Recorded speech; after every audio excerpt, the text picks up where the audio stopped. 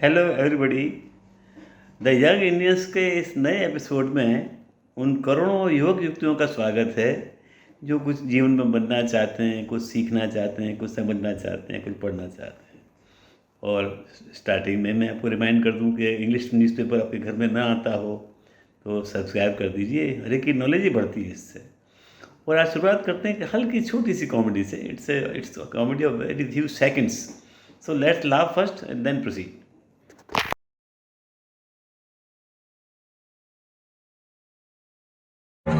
मैंने तो 10-10 किलोमीटर दूर तक के भंडारे नहीं छोड़े और उसे लगता है मैं उसे छोड़ दूंगा।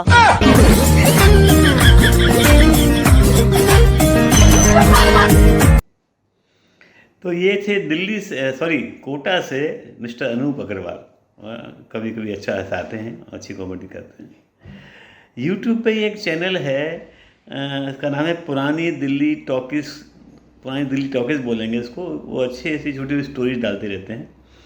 तो ये आप जो देखने जा रहे हैं ये है कि भाई don't be judgemental on anybody. जो दिख रहा है यू कैन नॉट जज सो इजीली। इसमें और जो दूसरी बात है कि अब जो शादियां होंगी उसमें एक डेटिंग जैसा भी एक पार्ट रहेगा। यहाँ तक कि आप अरेंज मैरिज भी कर रहे हैं तो इट इज़ बेटर दैट कि आप पहले सामने के पक्ष से ज़रा मिल लें और फिर आपस में आगे बातचीत बढ़ाई जाए। इसमें जो है लड़की जो है वो ज़्यादा ही कुछ मतलब खुली अपने को समझती है, but she is miss judging a person. चलिए देखिए, आपको आइडिया आएगा एंड उससे भी आपको कुछ सीख ही मिलेगी। देखते हैं।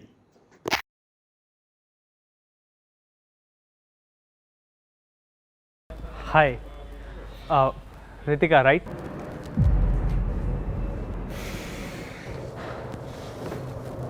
So you are Raj.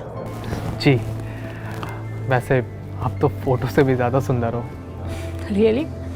But I think तुम फोटो जैसे ही हो। क्या लेंगे आप?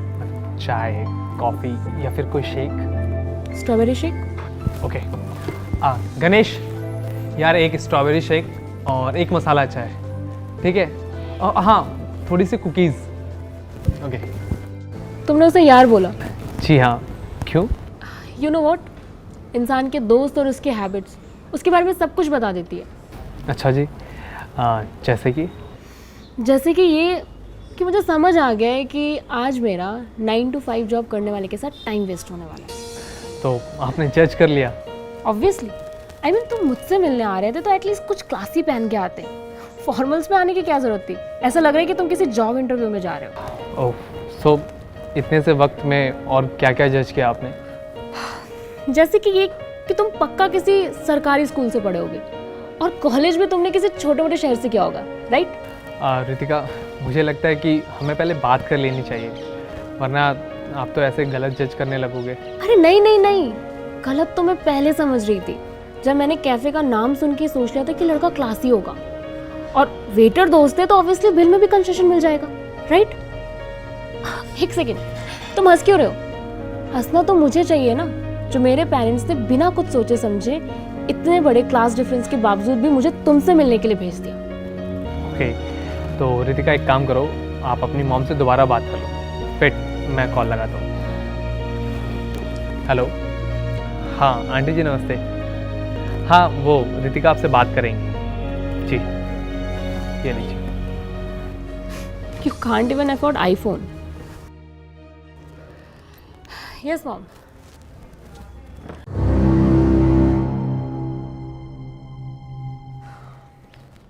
मॉम, किस क्लासलेस देहाती से मिलने के लिए आपने मुझे भेज दिया? देहाती? बेटा वो ऑक्सफोर्ड यूनिवर्सिटी से एमबीए है। कुछ भी। जब उसे राइजिंग एंटरप्रेन्योर का अवार्ड मिला था तो पूरा आर्टिकल आया था। तो ये बता कि तुम उसी के कैफे में हो या कहीं और चले गए? You mean ये कैफे राज का है? हाँ, बड़ा ही हम्बल लड़का है। कौन कहेगा कि 250 करोड़ की कंपनी का मालिक है? 250 CR।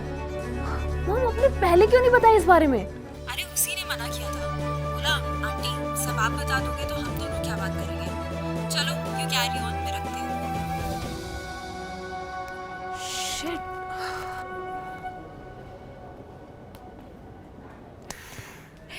क्या आपका phone? Hey, here's the shake. Please have it. These cookies are so delicious. You must try. Thank you. आपने बताया नहीं ये कैफ़े। हाँ, ये कैफ़े मेरा ही है। आपको पहले बताना चाहिए था ना। कैसे बताता? तुम तब से मुझे जज करने में बिजी थी तो। अरे मैं भी कितनी डम्प हूँ ना, मैंने फालतू में आपको गलत जज कर लिया। I am really sorry. या ये तो है, बट हाँ, इन सब चीज़ों में मैंने तुम्हें बहुत अच्छे से जज कर लिया। सॉरी। रितिका, मैं और आप बिल्कुल अलग हैं। मैं भले से ही ऑक्सफोर्ड से पढ़ा हुआ हूँ, बट मैं हूँ इसी देश का, और ऐसे कपड़े पहनना मुझे पसंद है। और वैसे भी किसी को इम्प्रेस करने के लिए मैं झूठ नहीं बोल सकता। और कपड़े तो वैसे भी बदन ढकने के लिए होता है ना, क्लास तो इंसान खुद से बनाता है। देखिए, आपने कितनी अच्छी बात कह दी, and no doubt that's why मेरे पेरेंट्स भी आपको बहुत पसंद करते हैं। मुझे भी अंकल आंटी बहुत पसंद है, बट आई विश कि मैं तुम्हारे लिए भी सेम चीज़ कह पाता। What do you mean? I mean it's no Ritika, but all the best and keep hunting, okay? And हाँ, बिल पे करने की कोई ज़रूरत नहीं है, it's on the house. Listen Raj, take care.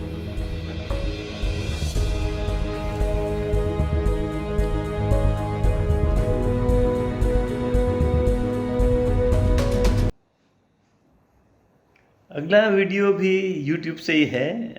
RJ Kartik हैं, ये अच्छी मोटिवेशनल बातें करते रहते हैं, तो चलिए उनको सुनते हैं। कुछ मोटिवेशन मिलेगा आपको लाइफ में कि खुश कैसे रहा जाए। चलिए सुनते हैं।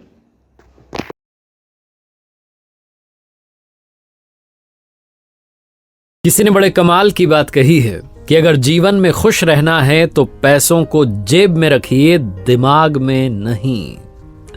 नमस्ते दोस्तों, मैं हूं आरजे कार्तिक। एक बहुत ही छोटी सी कहानी। एक पति पत्नी के जीवन से खुशियां कम होती जा रही थी।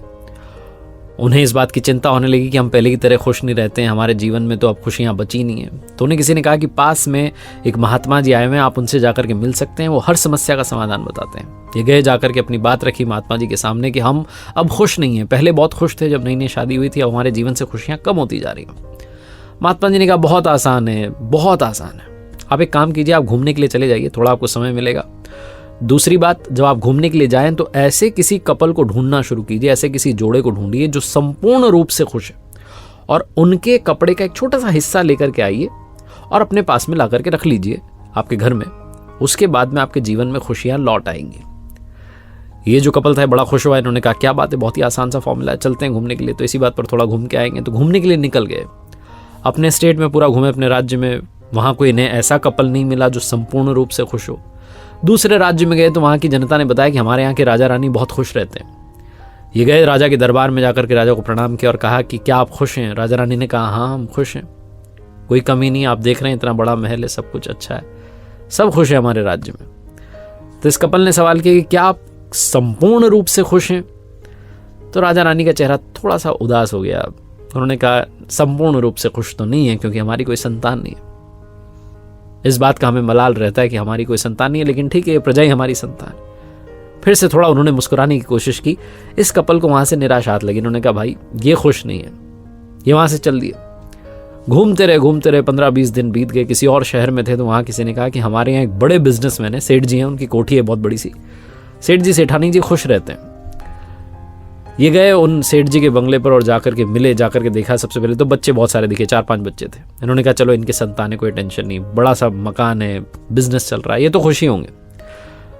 उनके साथ भोजन किया। उसके बाद पूछा कि क्या आप खुश हैं? सेठ जी सेठानी जी ने कहा हाँ हम खुश हैं। इन्होंने पूछा क्या आप संपूर्ण रूप से खुश हैं?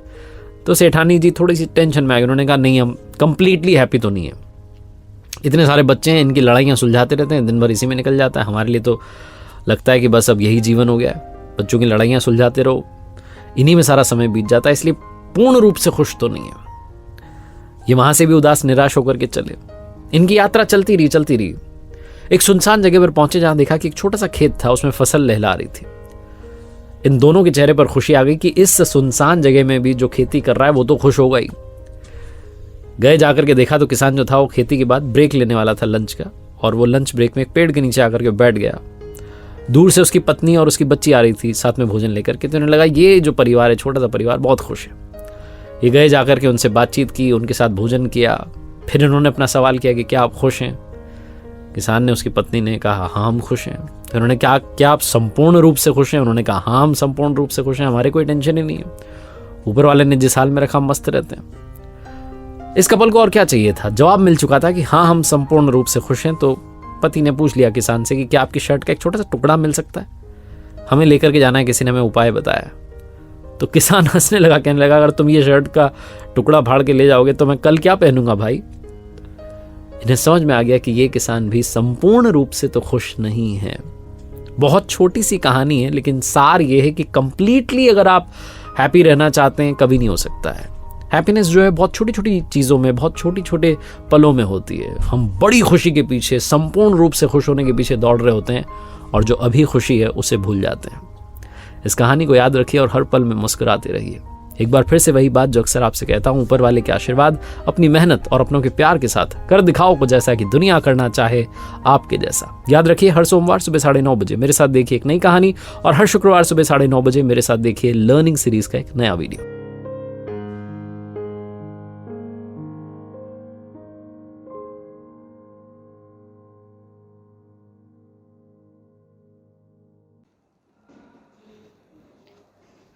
अगला वीडियो भी यूट्यूब के एक चैनल से है, वर्ड ऑफ इंस्पायर। बड़ी इंस्पायरिंग स्टोरीज जो हैं वो वीडियो अच्छे डालते हैं। तो ये जो है, ये आपको सीखना है, सबको सीखना है, हमको सीखना है कि गुस्सा करने से बहुत नुकसान लाइफ में होता है। कोई बहुत बड़ा आदमी हो, उसको पता भी नहीं होती कि मैंने गुस्सा करके क्या अपना नुकसान कर लिया है। लेकिन जब आप जीवन में राइज कर रहे हैं तो गुस्सा कभी भी ना करें। गुस्सा नहीं करेंगे तो हमेशा वो चीज़ आपको लाइफ में काम भी आएगी। चलिए देखिए इस वीडियो को, और हम सब कुछ सीखते हैं।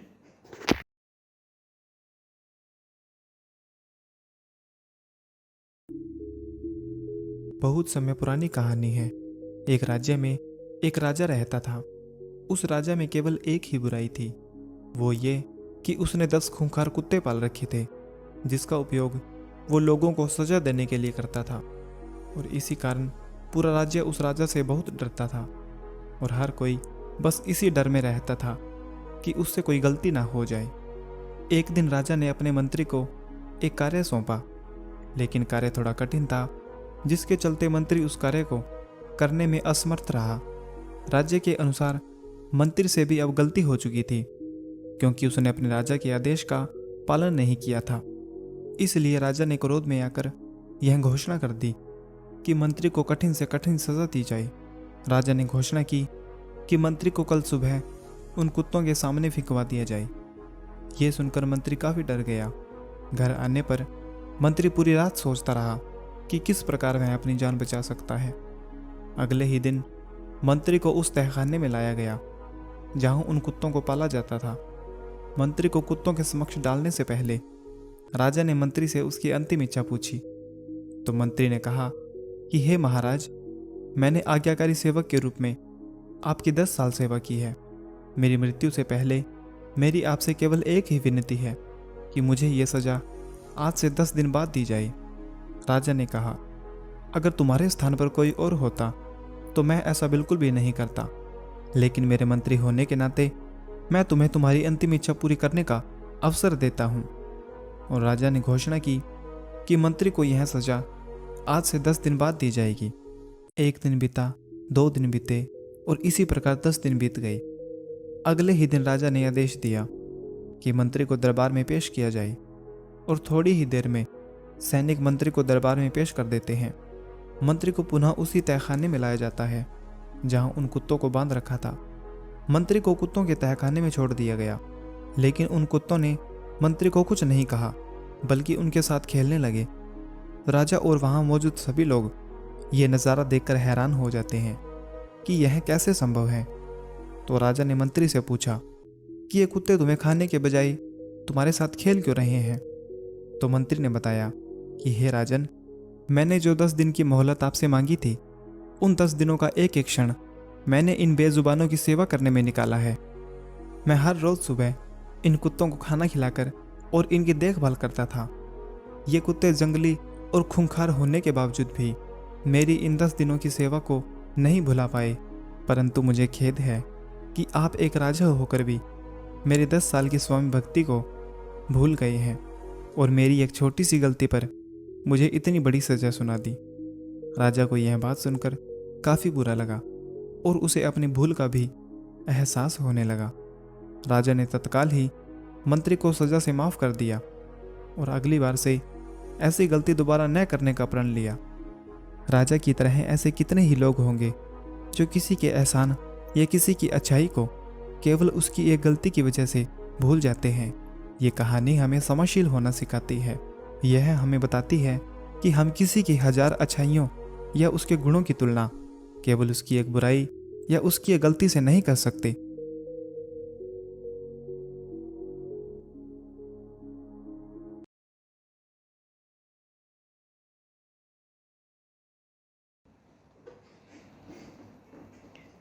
इस एपिसोड से हम नई फिल्मों की बातें भी किया करेंगे कि हर फ्राइडे को नई फिल्में रिलीज होती हैं इंडिया में, हिंदी फिल्में। अब ये हिंदी फिल्में जो हैं हमारे जीवन का एक महत्वपूर्ण अंग हैं, तो हम आपको थोड़ी सी इन्फॉर्मेशन देंगे क्योंकि अदरवाइज़ कॉपीराइट के भंग का काफ़ी चांसेस हो जाते हैं। तो कौन सी फिल्म रिलीज़ हो रही हैं या हो गई हैं, इसके बारे में हम थोड़ा सा आपको दे देंगे। आप ये देखिए कि इनका ट्रेलर जो है वो यूट्यूब पे होता ही है, पहले आप ट्रेलर देख लीजिए। फिर जो है व्यू भी आते रहते हैं, व्यूज़ भी जो है कि फिल्म कैसी है, क्रिटिकल व्यूज़ जो हैं वो भी आप यूट्यूब पे देख सकते हैं, टीवी के चैनल में देख सकते हैं। उसके बाद डिसाइड कीजिए, क्योंकि कोई भी अब फिल्म देखने जाएंगे तो टाइम भी लगता है और थोड़ी कॉस्ट भी आती है।